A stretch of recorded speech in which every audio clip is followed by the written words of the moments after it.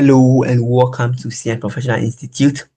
We are still on IAS 19 employee benefits. In the previous video, we looked at the component of service cost, where we said service cost has three main components: current service cost, past service cost, which includes both the amendment and curtailment. And we said finally, we have the loss or gain on settlement, right? And we saw one question involving curtailment without settlement, right? We saw one question with involving what? Curtailment. We also looked at how to treat settlement in our books, right? Now, let's solve question 10 again. We've solved it before already in the previous video. Let's solve this question again. Then we had solve question 10, we'll solve question 1.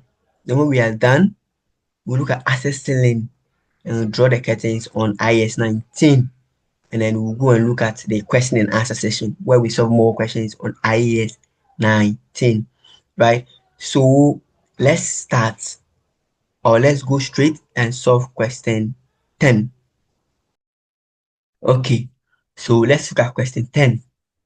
It says the following information relates to the defined benefit plan of company CN for the year ended 31st December 2016, right? So we have the opening balances, fair value of plan assets, present value of plan obligations.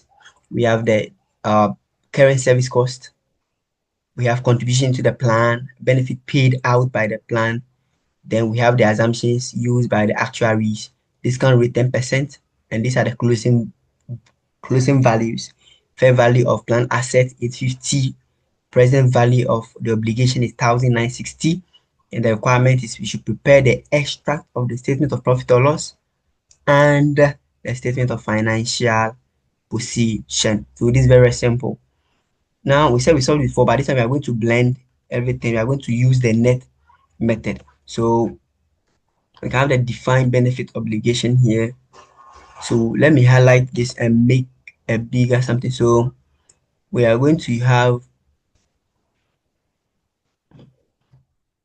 so let's have the defined benefit obligation here, and then the defined benefit asset, and then we bring the net, which is the defined benefit what plan. So let's write into bracket what NET.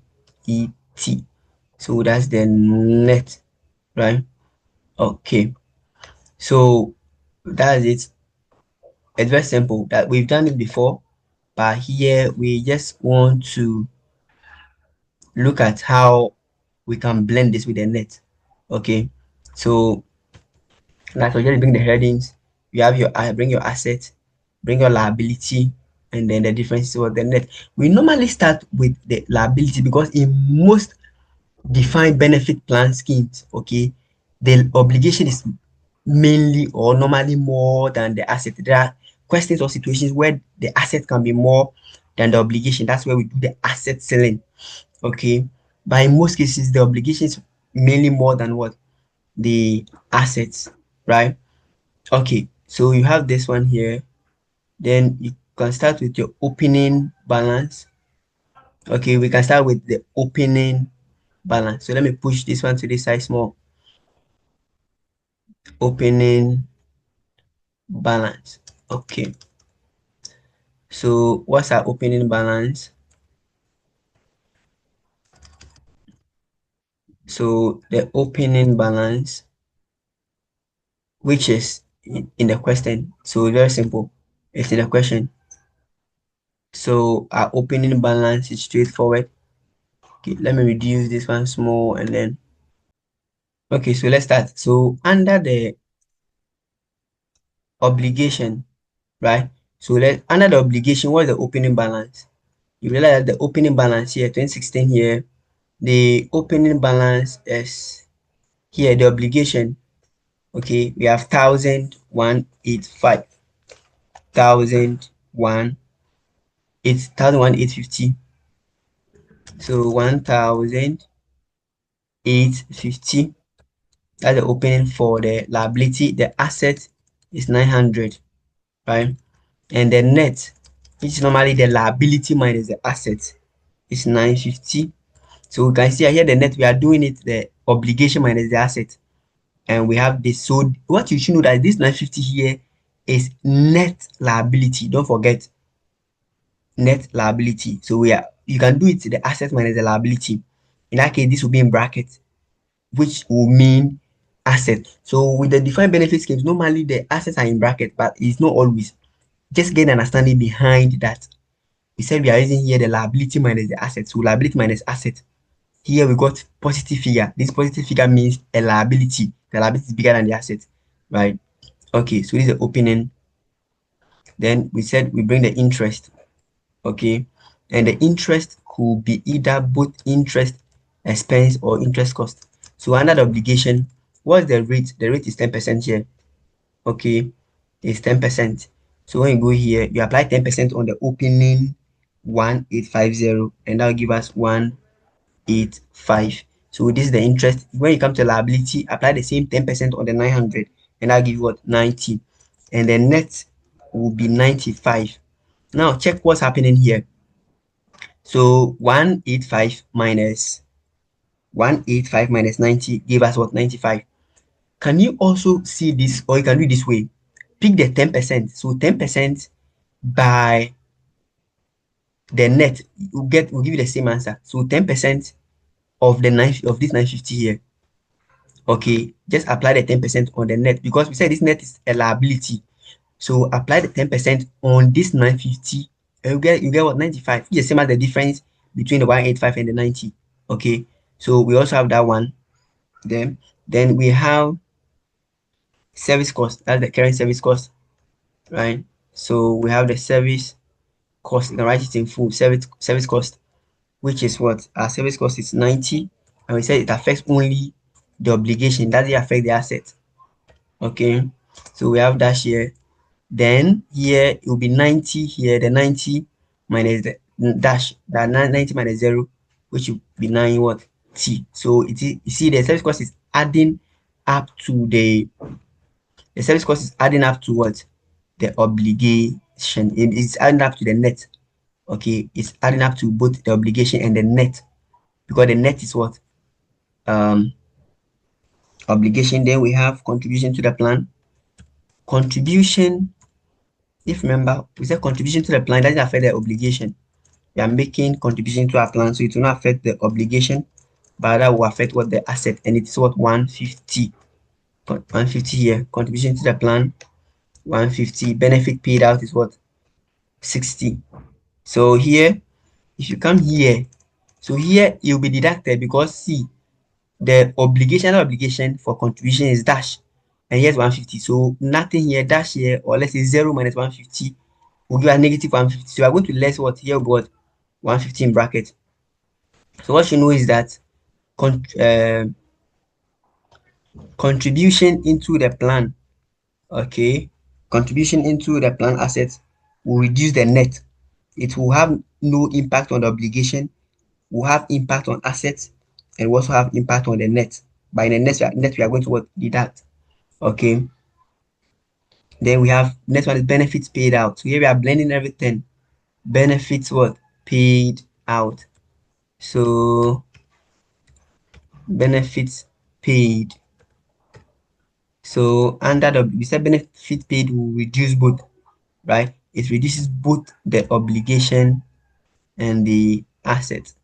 So benefits paid, okay, how much is it? 60. So we less 60 from the obligation, and we less 60 from the asset, and then the net will be dash.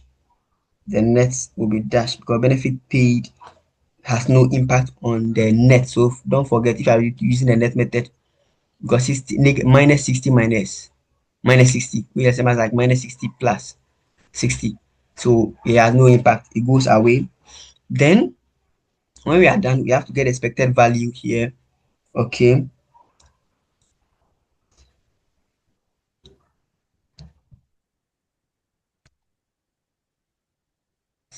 so let's underline this one and see what we get.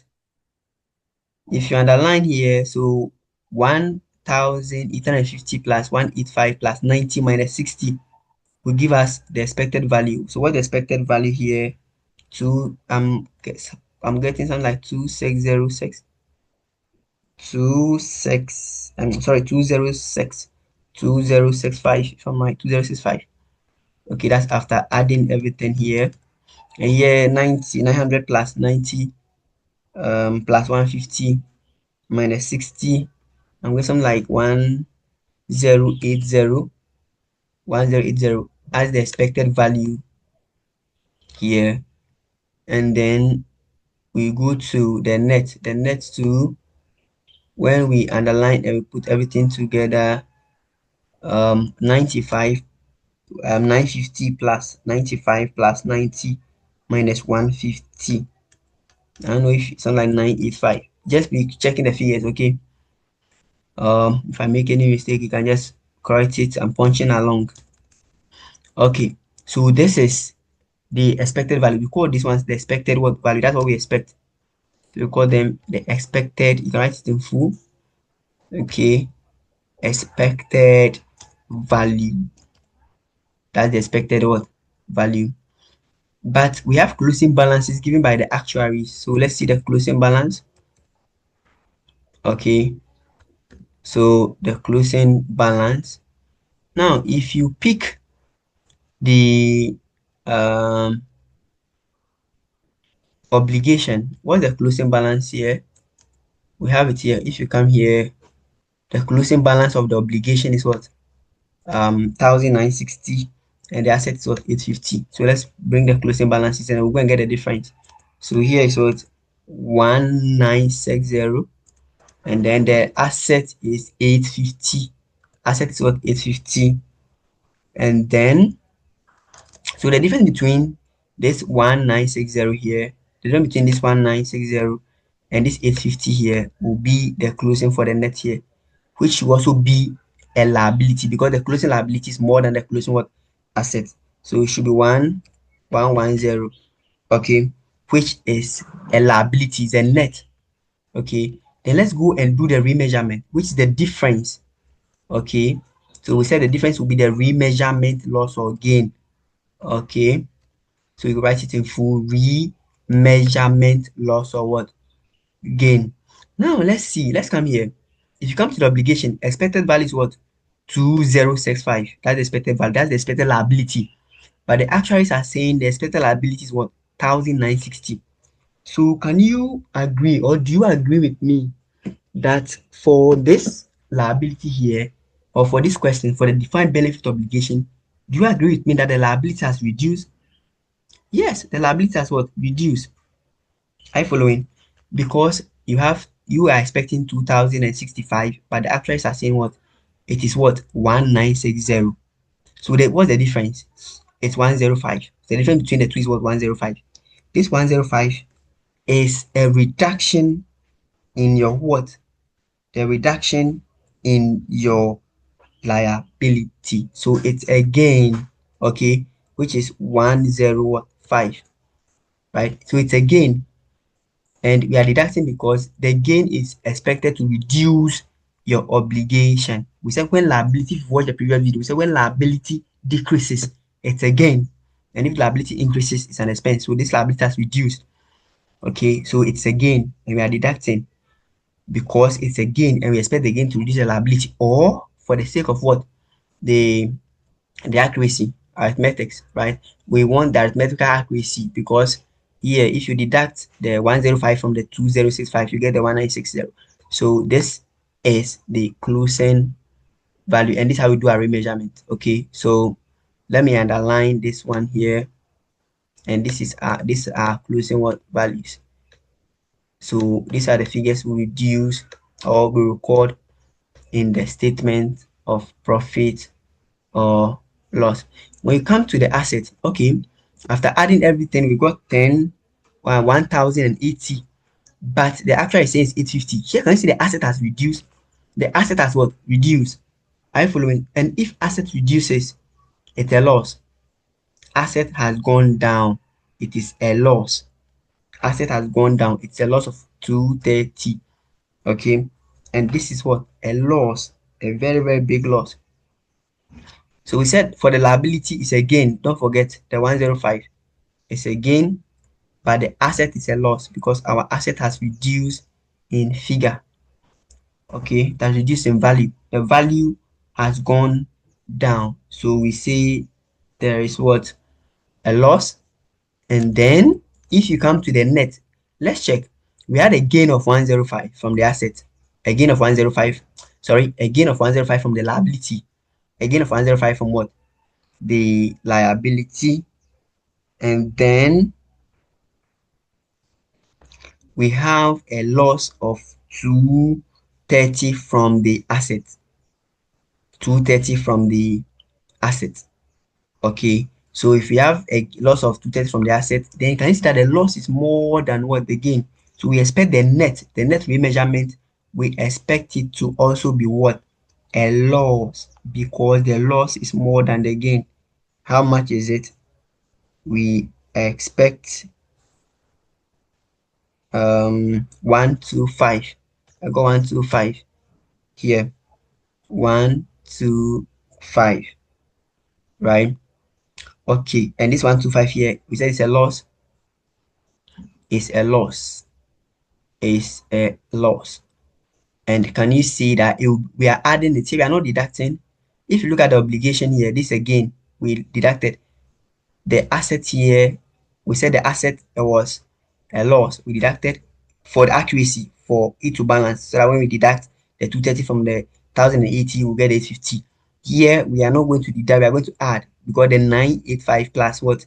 125 should give us the 1110, right? So 125 plus the 985.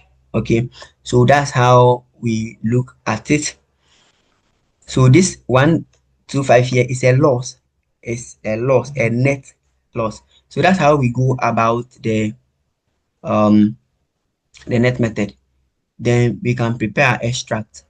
Okay, we can prepare extract, but before we even prepare extract, as I said, the only thing is when you get to this side, so now you can put the two together and do it one way. You can eliminate both the asset and the liability and do the net. Okay, we'll solve a question like that and then you look at it, but it's basically the same thing. Just know that if you're using the net, okay, we'll just bring the opening net, this 950, we'll bring the 950 here, then we'll apply the 10% on the 950. We'll ignore the asset and then the obligation. We'll apply the 10% on this opening what? 950, and that'll give us what? This 95. Okay, then service cost, we said because the opening is obligation net, service cost is added to what? Obligation. So we'll add a service cost. I'm just looking at only, I'm explaining to you how we get only the net without bringing this also net, but how the like how you present it if you don't want to bring the obligation and then the asset together, because in some questions they'll give you only the net, you will not have the asset and then the obligation. You be giving only the opening and the closing net. Are you following? Okay, then the service cost we said is added because this one is what? An asset. Sorry, this is a liability. The service cost increase the liability. Contribution to the fund, we said it will reduce the net. Okay, so we will less it. Benefit paid out does not affect the net. So if you have benefit paid out in the question, you have benefit paid in the question, you are using the net method, don't touch it. That's all, don't touch it. If you're in the net, you don't have to touch it. If you're doing under the defined benefit plan, don't touch it because we said it had the same impact on liability, the same impact on assets. So the net will be dashed. So you don't bring it, right? So that's it. Let's do the extract of the statement of profit or loss. So if you look at the previous one, in the extract, we did the income separately, and then we also did the expense work separately, right? In this one here, we are going to use the net because we are using the net method. So let's look at the P&L, P or L. So P or L, what do we bring? We said we'll bring the interest. Come here, here, this net. In the previous video, we recorded 185 as interest expense and then the 90 as interest or income. But here we are using the net, so we record the 950 as the net expense, and it's expense because we said that the interest cost was more than the interest income. So it is interest. So we record interest cost of 95. Then we go to service cost. Service cost is also part of the P&L when we're doing the debit and the credit. So we have the service cost. What's our service cost in the question? The service cost is what? 90. So we have service cost of 90. So we're done with the P&L. These are the only things that go into the P&L. Then we have OCI, other comprehensive income. So the same extract OCI. So OCI, what goes there? The remeasurement loss or gain. Remeasurement loss or gain. Okay. So we have a remeasurement. In this question, we are not going to record a remeasurement gain of what? 105 and remeasurement loss of what? 230 for the asset. We'll just bring the net and we say the net is what? A loss.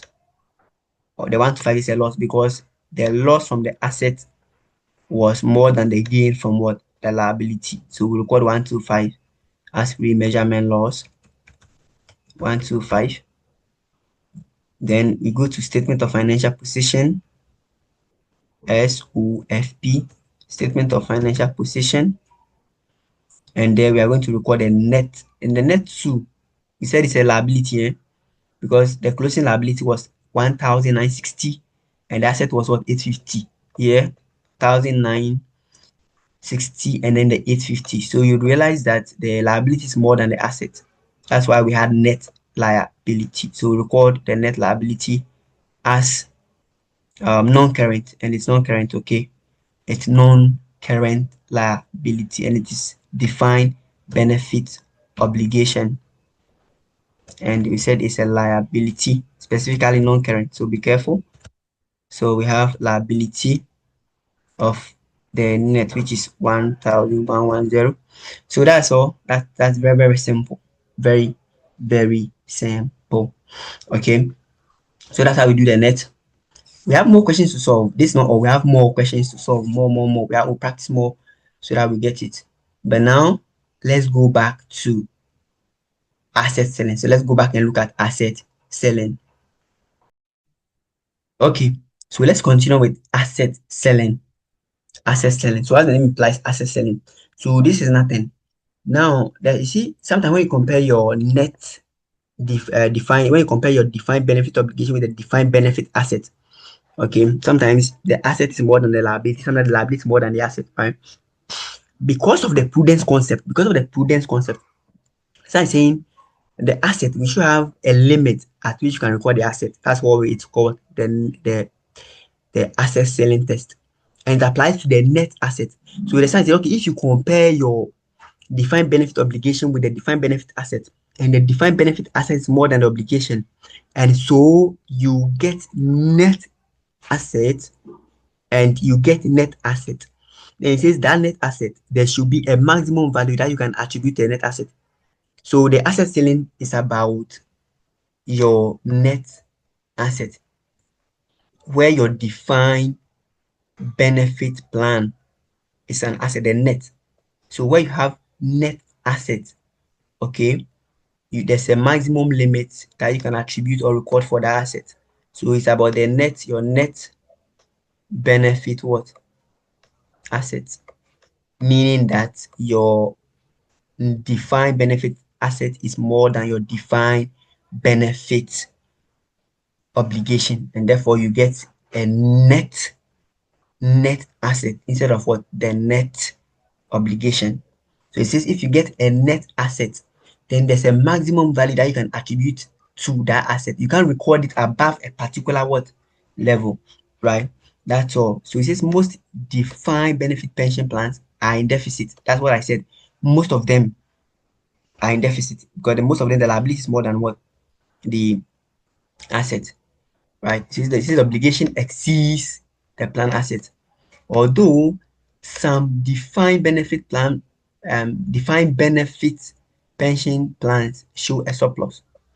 This is known. This is known as applying the asset selling. What is asset selling? It means that the surplus or the net asset can only be recognized to the extent that it will be recoverable in the form of refunds or reduced contributions in the future. It can only be recognized to the extent that it will be what? Recovered, or it is recoverable in the form of refunds or reduced contributions in the fund. This ensures that an asset is only recognized if it has the potential to bring economic benefit to the reporting entity. And we measure, so that's what I've explained. You compare two things. So when you are done with your net, and you said the net, if it's an asset or a surplus, you have a net asset or net surplus. It says come and do two things. Come and pick the lower of that net asset or that net surplus and come and compare it with the present value of refunds or reduction that the fund will bring you. So it says it is measure or it is measured, right? It is measured at the lower of what? The net asset as you have calculated. As comparing your net and comparing your obligation with the asset, okay, to get what? The net asset. You pick the net asset and come and compare it with what is the total of any cumulative unrecognized actual losses and past service cost plus the present value of future refunds and reduction. So mainly in asset selling test, even to the highest level of corporate reporting or strategic business reporting, right?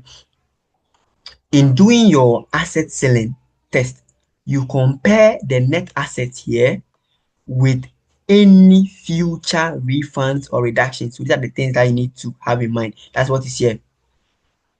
Here, refunds or reduction. So is it likely that the plan will bring you any refund in the future, or it will bring you any reduced contribution or reduction in what? Contribution in the future? So these are the two things that we compare. Compare your net, get your net asset, write it down, and then go and compare it with what? Any refund or what? Reduced contributions that are likely to be made in the future. Pick the two, use the lower as your net asset or as the net surplus that you record in the statement of financial position as your asset. Is it clear? So it's very, very simple here. Whenever you are doing the asset selling test, not Susanna, the question will not tell you that this asset selling test by yourself, you have to know. Immediately you do it and you get an asset, then what should come to mind is go and do the asset selling test. If the question gives you the refund, the refund or the reduction in the contribution that will be made in the future, if you are given these two, okay, or if you are given one, go and compare it with the net asset and record the lower. Okay, so that's the net asset. We always that's the asset selling. So sometimes sometimes the question will tell you to do it, sometimes the question will not tell you. But have it in mind that whenever you do it and it's an asset, then you have to do the test. How do you do the test? We said we compare the net asset you've computed with the present value of any refunds or reduction in the contribution that are likely to be made in the future. Put the two together, pick the lower, and the lower is what we are going to record. And it's likely to bring a further remeasurement loss. It's likely to bring a further remeasurement loss, right? So that is asset selling. Very, very simple. Now let's solve question 5, and then that is it. So let's solve question 5. Let's solve question 5. Very good. Okay, so question 5. It says the following information relates to a defined benefit plan. We have fair value of plan assets, present value of pension liability, then present value of future refunds and reductions in future contributions. Now, immediately you see this thing here, present value of future refunds and reduction in the future, what comes to mind? Asset selling. Because we said when we are doing the asset selling, we have to compare what? The net asset to what? The present value of future refunds and reductions in the future. We compare these two and pick the lower, right? So immediately you hear this, asset selling should come to mind. The requirement is what is the value of asset that should be recognized in the financial statement. So what value are we going to record in the financial statement? So here the question need to ask us to perform any what asset selling. But what we have to do is first we have to test if we have net asset or net what liability, and that will inform us as to whether to do the test or not. We said when we have net asset, we have to go and do the test. Okay, so let's check and see. Let's try this question and see. So here, let's bring the fair value of what the asset of the defined benefit asset. Okay, of the defined benefit asset. What's the fair value of the defined benefit asset in the question? So the first one is what 950. Okay, then we compare it with what the present value of, so PV of defined benefit what obligation. So what's the PV of defined benefit obligation? Okay, it is what 800, right? That is the present value of the pension liability, 800. Let's underline and see if we have a loss or a gain. If you have a loss or what gain, or we have assets or liability. So you could realize that the asset is more than what the liability, right? The fair value of defined benefit assets is more than the present value of the defined benefit obligation. So we are going to have a net asset, right? So we are going to have a net asset or surplus of what 150. So the sense is okay, immediately you get net asset, what should come to your mind? Asset selling. So the question will not ask you to do asset selling, but whenever we have net assets, what is the maximum amount of the net asset that can be recorded? How much can be recorded, right? So we have to do the asset selling, the highest amount of the net asset that we can record in our books. How do we do the asset selling? We said we compare the net asset that we've computed. So you compare the net asset, okay? You compare your net asset with what? Your present value of future refunds and reductions. So what's our net asset? In the question, we got net asset of what? 150, right? That's the net asset we have gotten, 150. And then let's go and compare it with the refund, okay, or the reduction in future contribution. So what's our refund? The refund is 70. And then we pick the lower. The standard says we should pick what? The lower.